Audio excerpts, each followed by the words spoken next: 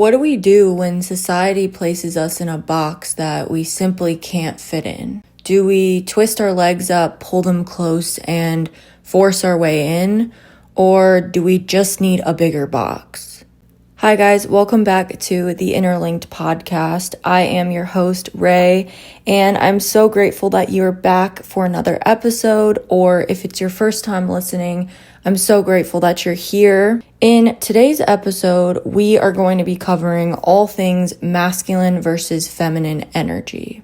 I want to spend some time discussing how that looks for you as an individual and also how it looks for you in a relationship. I also want to touch on the ways in which society impacts this, your childhood impacts this, your parents impact this, and all of the forces that are constantly acting on the masculine and the feminine energies. So, a basic definition of masculine is simply doing, whereas a basic definition of feminine is being.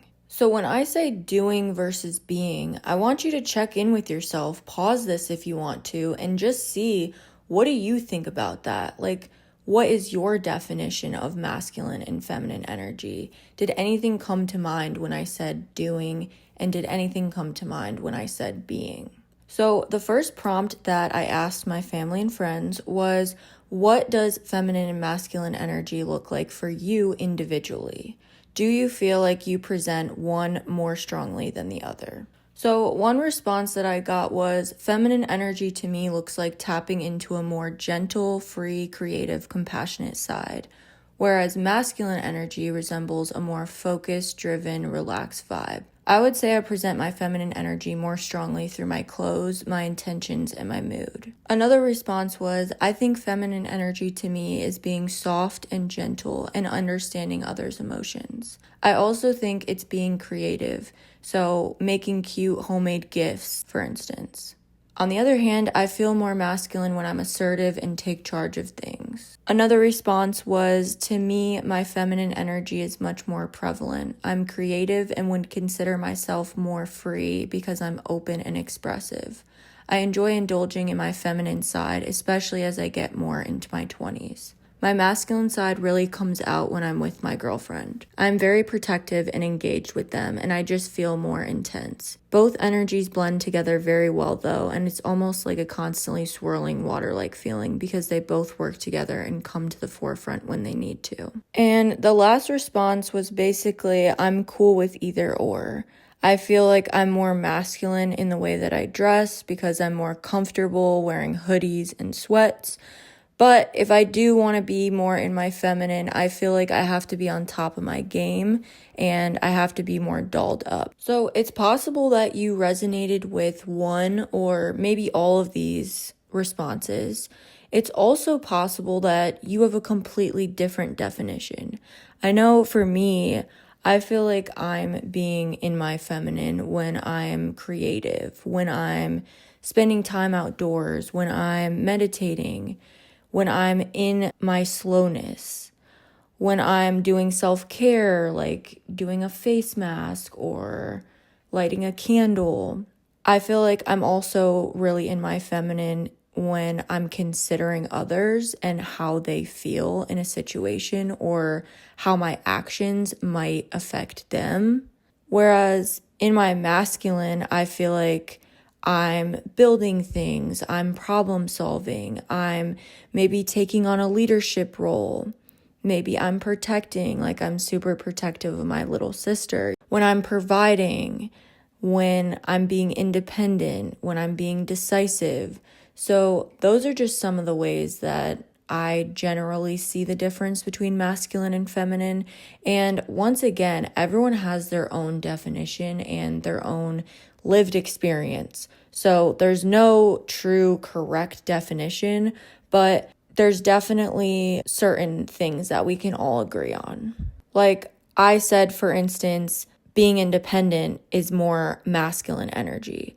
But a lot of the times, women are the ones that thrive in that space. Like, we're the ones booking the trip and coming up with the itinerary and researching the hotel, and we're the ones that are signing the kids up for soccer or booking their doctor's appointments, or we're the ones hosting a party and we cooked all the food and all the men are just sitting on the couch burping and fucking around and just being more playful. So this is very subjective, but the way that I see it is kind of like the yin and the yang. Like, each person has this balance or this blend of masculine and feminine energy, and it's kind of up to us to harness each one as we need them. And to take it a step further, we could also break this down into the divine feminine versus the wounded feminine, and similarly, the divine masculine versus the wounded masculine. So you may be thinking, when you think of feminine energy, you may be thinking of divine qualities like healing, nurturing, being compassionate, being loving, being inspired, being supportive, being empathetic. Those are all divine characteristics. Whereas a wounded feminine energy might look like insecurity, codependence, lack of boundaries, people-pleasing, helplessness, powerlessness, feelings of unworthiness, overly emotional. Now, as for the divine masculine, we have characteristics like taking action, being protective, being a provider, being reliable, being respected, being confident. Or again, we can look at the wounded side of things, which might look like aggression. It might look like being intimidating, being withdrawn, being avoidant, being manipulative, being emotionally unavailable, being a weak leader. So again, within us all is masculine and feminine energy. Society has shaped a lot of these ideologies, and again, it has put us all in these small little boxes that until more recently, we finally, as a collective, started to break out of, more openly at least. Gender is so deeply ingrained into our culture, from phrases like, oh, you play like a girl, or boys don't cry, or shaming women who don't want kids, insinuating that that's our entire purpose, or, well, what were you wearing, or be a real man. Although times have changed and women have gained more independence, there's still this concept of women existing to be wives, to be mothers, to be caretakers, whereas men are the bread makers and the entrepreneurs and the ones in business and the ones in finance, and they just get the freedom to just be in the world. So on the subject of careers, sexism and misogyny show up most often in male-dominated spaces on the premise of women forever being outsiders or inferior. So we obviously have corporate jobs, and then we had the emergence of like corporate baddies to kind of combat that. And then obviously we have STEM-related fields, again with a clapback of women in STEM. Of course, we have construction, labor-based work, upper-level medical positions, and I won't even get into the pay gap. It's just the feeling of not belonging. Like, that is enough. That is enough to convince us that being in my masculine energy is working in these fields that I also feel like I don't even have access to. Like, all society wants us to do is be a nurse, be a teacher, be a social worker, do customer service, get into fashion. And we then have this huge hierarchy where, oh yeah, we climb the corporate ladder, but it's so much harder for women to do that. And as they do try to get their foot in the door, I feel like we have to act a certain way to make men happy, and we're constantly being objectified and seen as less than while just trying to make it. Mind you, women are certainly qualified for all of these positions, if not more qualified than men, But we're constantly working against this power dynamic and it's always acting on us. So we're forced to exert more energy just to be in the same position that a man can just openly walk into. So in a way, being in your feminine can look like fear. It can look like not feeling like you'll ever measure up. It can look like being too afraid to fight for more money or fight for the promotion because you feel like you don't measure up in comparison to the dude next door. It can look like the fear of walking down the street and not feeling safe. And there's the whole argument, would you rather be in the woods with a bear or a man? And a lot of the times it's interesting that you think of a man as like, its sole purpose is to protect you. But who are we being protected from? Other men. I think gender and expectations and the role of the masculine versus the feminine energies also really show up in places like religion, for instance. I had a really good conversation with someone this morning, and she's Muslim, and we were talking about how her mom wears her hijab and wants her to wear it too, but she doesn't feel comfortable because it kind of takes away a piece of her identity. And it's interesting because for some people it feels like it is their identity, but for her, she was mentioning being more masculine, the hijab actually makes her feel too feminine. And we kind of just had a discussion about how she's treated when she wears it versus when she doesn't. And she said that people respect her more when she has it on, and it makes her feel safer because they're kind of looking out for her as they both maybe are a part of the religion, or because it gives off more feminine energy, it's telling other people like, hey, I need protecting. And she also mentioned that people don't even realize they're doing it, but when she wears the hijab, they treat her better. And she's like, I can't help but think that it's because I appear more feminine, which I find interesting because I feel like men get way more respect than women. But on the flip side of that, part of masculine energy is like holding doors and being chivalrous, which is typically towards women. So, okay, this concept of masculine versus feminine energy shows up in jobs. It shows up in religions.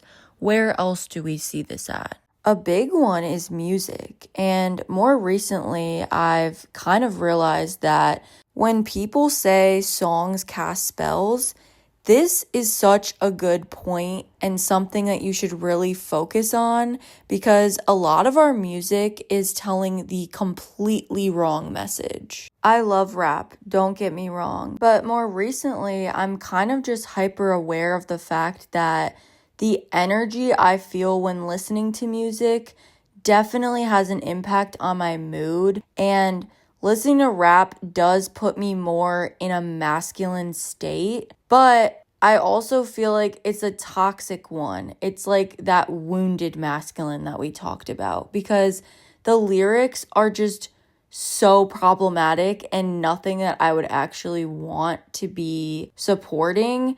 But, it has a catchy beat. It's like a vibe, but also we don't have to put down women or put down being emotional or put down the things that allow us to be in our feminine to be categorized as like a banger rap song. Like the incel culture is just crazy to me and we need to fucking chill on that. A good alternative for me lately, like in the gym, has been Afro beats or Afro pop. I am obsessed. Like genuinely, this shit gets me hype.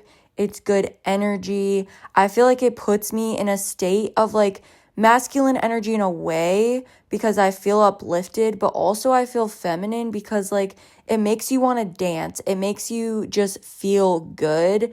And that's just been the balance that I've been needing in the gym lately. I also am very careful about subjecting myself to that kind of wounded feminine type of music. Like, I love SZA, but I feel like a lot of the times her message is just really problematic. Like, I don't want to think of myself as worthless and helpless and pining after somebody. Like, that's not my vibe. I want to feel like I don't need anybody, and that's what my music is speaking to me. So we've swam a little bit below the surface of masculine and feminine energy, but at a very base level, I think it starts with our appearance, our style, our overall presentation. If I was in a crowd, how would I be perceived?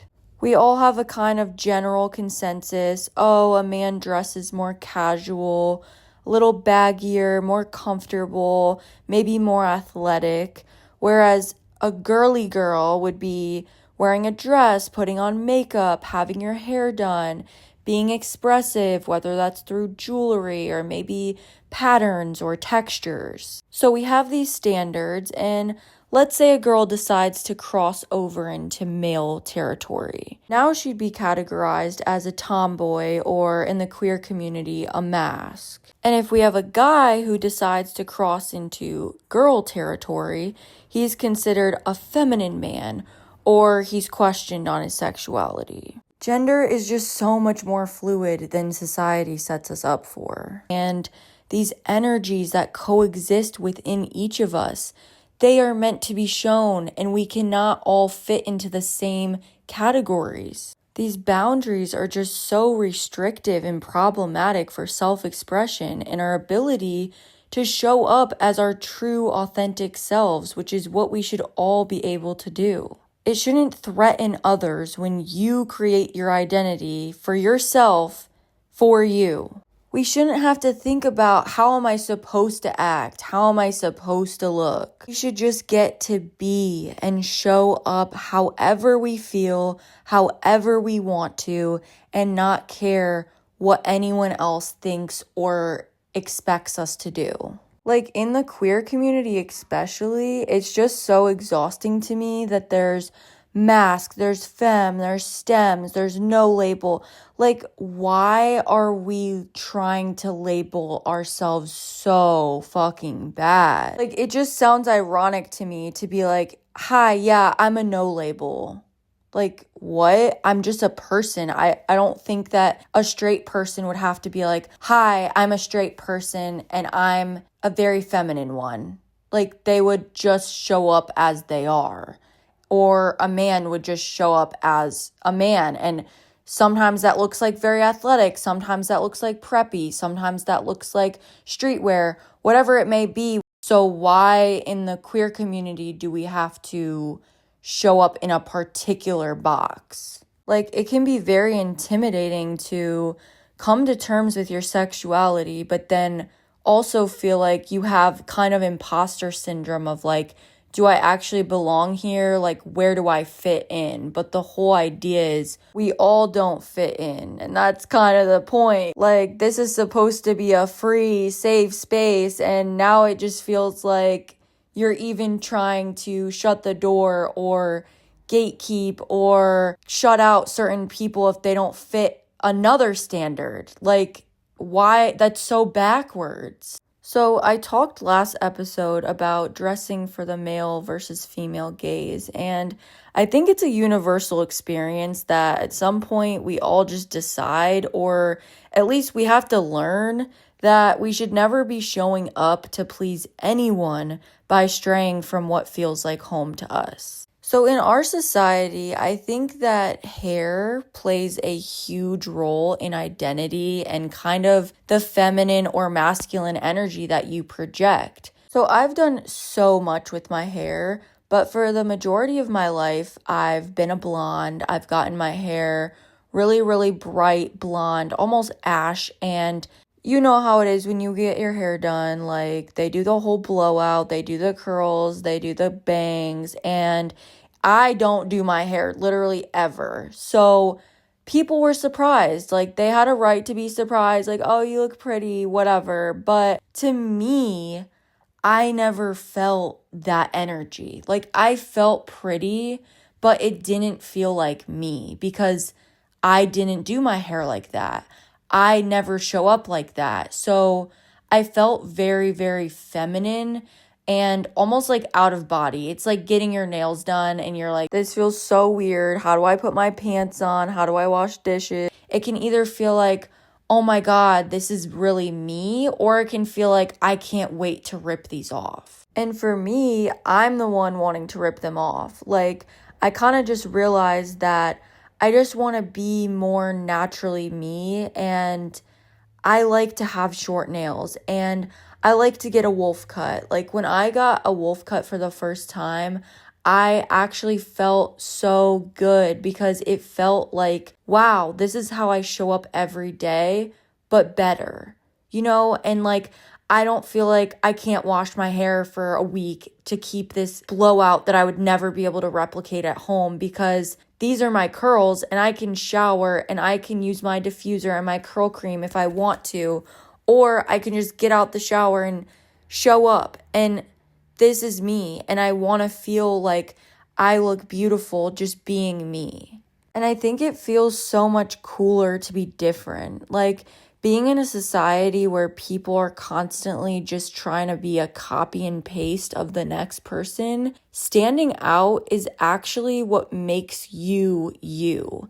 And if we all give up our authenticity to please others and to appeal to the male gaze or appeal to the female gaze, we're never going to feel like ourselves, and we're never going to attract genuine connections from people that deserve us at our highest self. Finally, feel like I'm at a place where I'm showing up as myself, and I'm taking pride in that. And I've made a lot of shifts this year, and I've found my style more, and I started going by Ray instead of Rachel because I feel more like me when I tell people my name is Ray, and it's just a nickname, but in my head, it just makes so much more sense for me, and it feels more androgynous, which I like.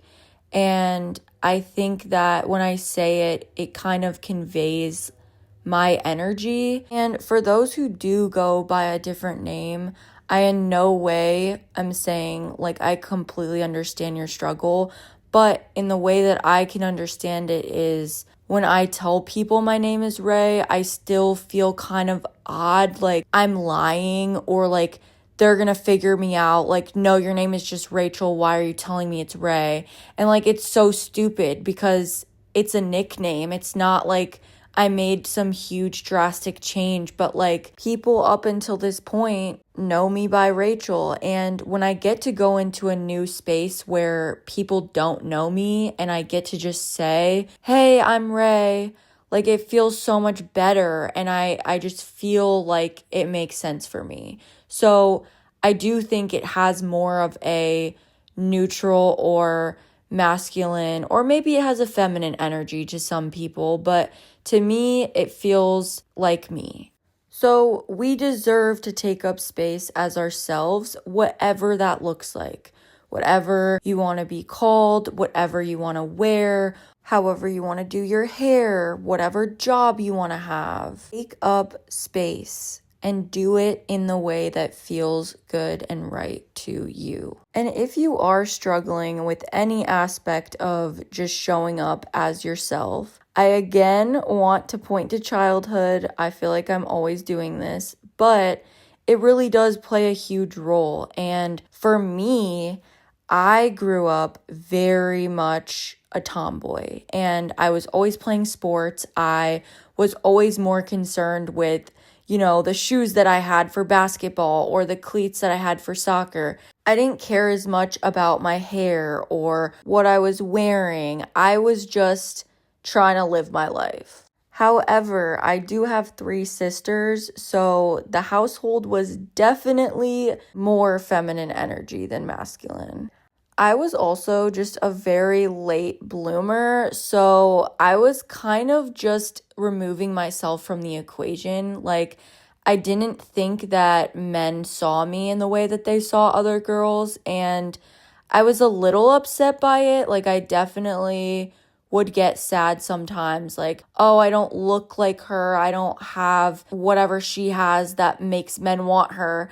But I also was like, you know what, fuck it, like, I'm more free, I'm playing sports, I'm not really caring as much. Like, I recognized the work that went into appearing more feminine, and I really didn't want any part in it. I remember my older sister had these two friends, and I will literally never forget them because they were just the it girls. Like, those girls came over and I was like, okay, I'm a piece of shit little boy. Like, I'm not even in the same range as these girls. Like, they smelt amazing, they had the best clothes, they had their hair done, they would do their makeup, they would all get ready to go to the mall and like take pictures in the Apple store when that was a thing. But like, I remember I just felt so inferior. Like, I was like, oh my God, I want to look like them. That is what being a woman looks like. Like, that is feminine energy. But as I got older and I started to be more like those girls, you know, getting ready for parties and getting ready for football games, I started to realize how hollow I felt when all I was trying to do was put myself in a position to be judged, to be seeking approval for somebody else's attention, but not even caring about how I feel on my own.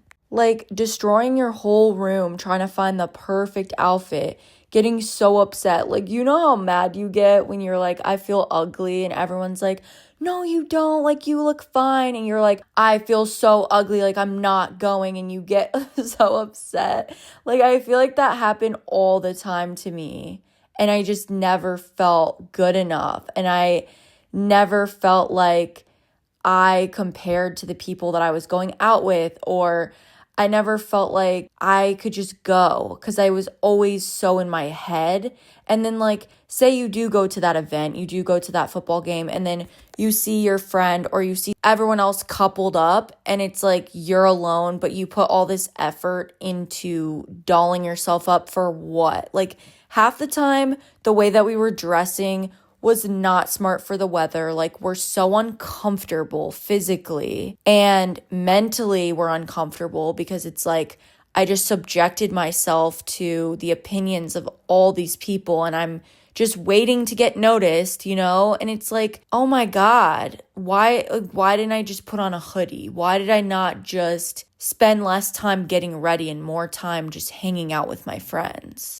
Mind you, there's absolutely nothing wrong with wanting to get ready and put on a cute fit and do your makeup.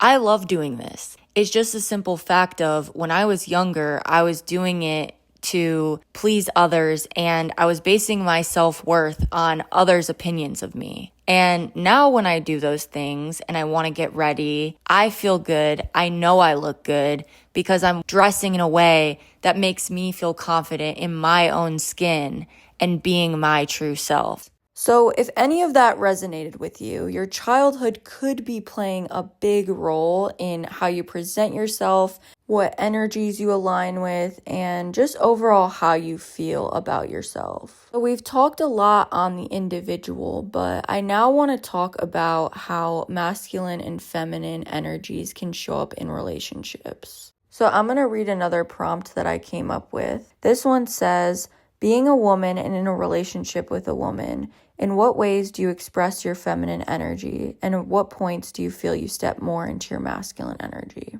So the first response was, being in a relationship with a woman allows me to express my feminine energy in the way I care for my girlfriend and show her I love her. Whether it's affirmations or gift giving, I want to show my nurturing qualities.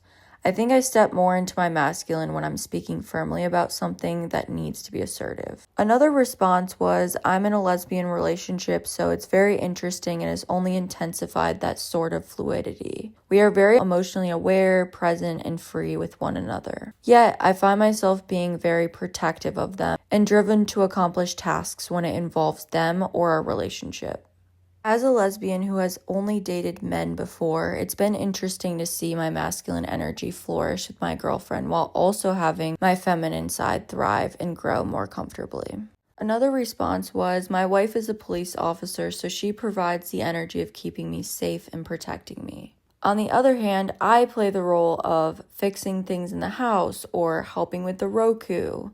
We both contribute a bit of each energy to balance each other out. I truly think everyone is searching for that person that they can be themselves around and just be. So for me, having been in relationships with both men and women, I feel like generally my feminine side comes out by being very caring. I'm always feeding my partner, whether that's them getting off work and I'm at the store, like, what do you want me to make? I'll find a recipe. Or packing their lunch, or like, I need to do better at like not becoming mommy, but I love to cook, and that's just kind of one of my love languages. I think I also express my feminine energy when planning dates, like a cute little picnic or maybe a little arts and crafts moment. I think I'm also very supportive of goals and dreams. I am a really good listener and I'm very empathetic, so I think that comes out a lot in relationships. I love gift giving as well, and a lot of times it's in the form of like saw this and thought of you, or it might be like a cute little craft or like a homemade sentiment. So I feel very feminine when I get to do things like that. When it comes to masculine energy, I feel like I am very giving and I just want to pay for everything. Like, I want to spoil my partner. I want to always buy them gifts, and yeah, like, I want to pay for dinner. I'm going to fight you on it every time. And if you buy this thing, then the next time we go somewhere, I'm paying for that thing. So I like there to be balance, but I tend to fall into more of the I'll pay category. I think my masculine side also comes out by just trying to be as reliable and dependable as possible. Like, I always want to show you that no matter what, I will drop whatever to be there for you and to support you and to make your life easier. Like, our partners are not supposed to make our lives harder. They're supposed to make them easier. On that note, I also love to help with tasks. Like, I will break it down for you. I will create a calendar. I will space it out. I will map out your whole fucking life if you want me to. And I feel like that could be viewed as feminine or masculine, but it's kind of like I'll take care of it. So that's why I'm putting it under masculine. With girls in particular, I feel like my masculine side comes out a lot more in like multiple aspects, but a big one is obviously us both being very in touch with our emotional side. It can be hard to like come to a conclusion or have balance of emotions, but I feel like I'm very grounded. So I almost become more logical and like less emotional so that they can be more emotional. Like, it just feels like one of us has to hold space for the other person, and I tend to kind of fall into that because I'd rather allow them to express more and me kind of just try to understand it than us both like going back and forth like, well, you made me feel like this, well, I took it this way and I felt this. Like, we're both valid for sure, but one of us has to take a step back so that we can actually understand. Then I'll tap back in with like, okay, I see how you're feeling this way. This is what I meant by that, you know? On that note, I feel like with girls, I'm able to be more assertive and like take on a more masculine role.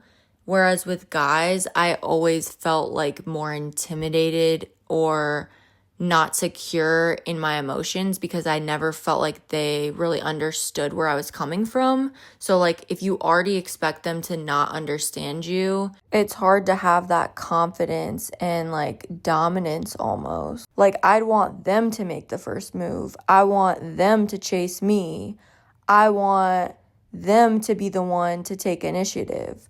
But like with girls, I'm like, okay, I'll be the pursuer. Like, I will go ahead and make the first move because it's easier for me to like read women, and I feel like it's easier for us to understand each other and just like have that emotional awareness.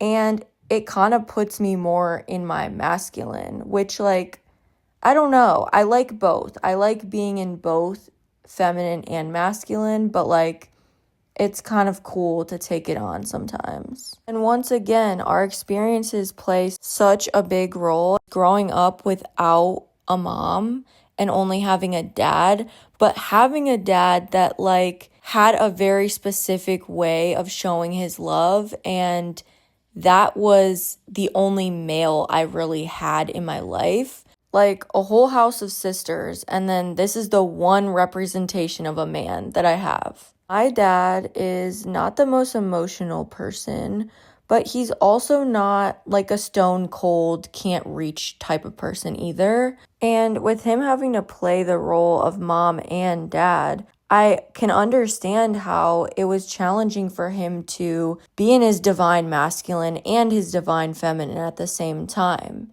And so I think he took more of the divine masculine by being protective and taking action and trying to be reliable and keep a stable home. And for us, when we didn't feel like we were seen emotionally, the way that he showed up was, oh, I went to Walmart and I got groceries, and I know you really like these blue push pops, so I'm going to come home with a fucking value-sized bag of them. Or you're watching Hell's Kitchen and you're like, bro, we need to make that. And then the next day he comes home and he has all the ingredients ready. Or just like anywhere that we would go. Like let's say we're driving and he needs to get gas, pulls up, goes to go inside. You want anything? I say no. He goes in, comes back out, and has like my favorite chips and a drink for me. So for me, like that's how I always saw masculine energy, like being a provider in a way where you just consider me. And I think that could go back and forth between masculine and feminine energy, but to me, the highest form of love is consideration. And I think to be seen is to be loved.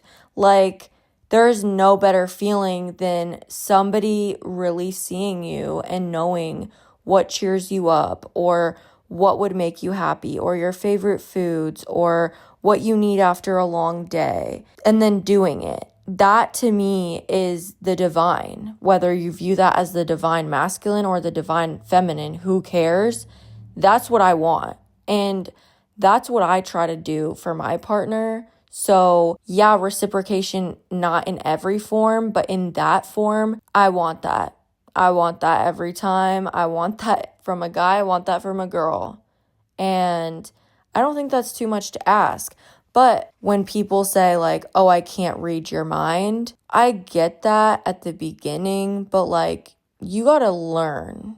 And if you're not down to do that, I don't want it. So I think the key with dating is do not live according to these heteronormative behaviors. Like, it's not just on the guy to open the door or to provide. And it's not just on the girl to cook dinner or be vulnerable. Like, there has to be a harmonious balance between the two of you. And it all starts with the individual. So I wanted to start with how you are as an individual balancing your energies, and then go into how that manifests into your relationships. And just to get you to think like, how am I in a relationship? And then what am I expecting from my partner as well? In this life, there is no rule book.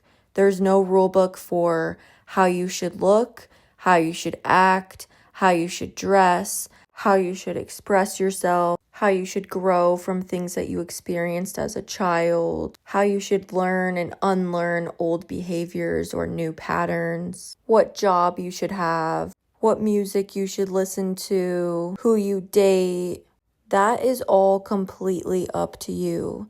You can either, once again, choose to shrink yourself and squeeze yourself and crunch your legs up into a tiny box that society lays out for you. Or you can say, screw the box, and I'm showing up as the highest and most authentic version of myself possible. And those that want to be in my life will stay, and the ones that were not meant to be here will be removed. Thank you guys so much for listening. I hope you learned a thing or two about masculine and feminine energy on the premise that these energies actually even exist. I hope that it was relatable. I hope that you could see yourself either through me or the responses that I kind of read aloud to you from my people. And overall, just again, be you, stay true, and I'll see you guys next week.